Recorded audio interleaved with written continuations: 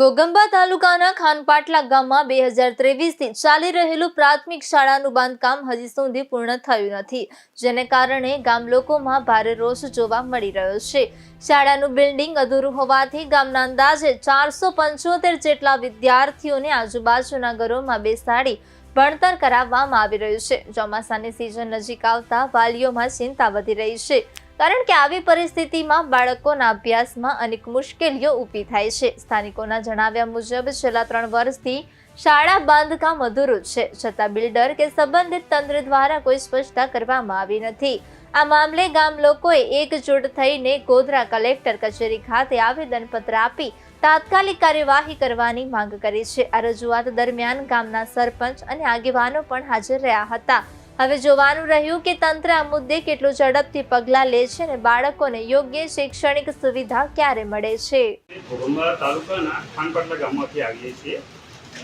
અમારું મુખ્ય રજૂઆત કલેક્ટર સાહેબની એ છે, અમારી પ્રાથમિક શાળાનું બાંધકામ આજે 3 વર્ષ ઉપર સમય થઈ ગયો છે, હજુ એનું બાંધકામ પૂર્ણ થયેલ નથી। એની પૂર્ણ કરવા માટે રજૂઆત કરવા માટે આવીએ છીએ।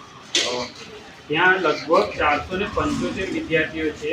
એમના માટે બેસવાની તકલીફ પડે છે, એમને બપોરનું મધ્યાહન ભોજનમાં તકલીફ પડે છે અને બધા વિદ્યાર્થીઓ સામેના પ્રાઇવેટ ઘરમાં બેસીને અભ્યાસ કરે છે।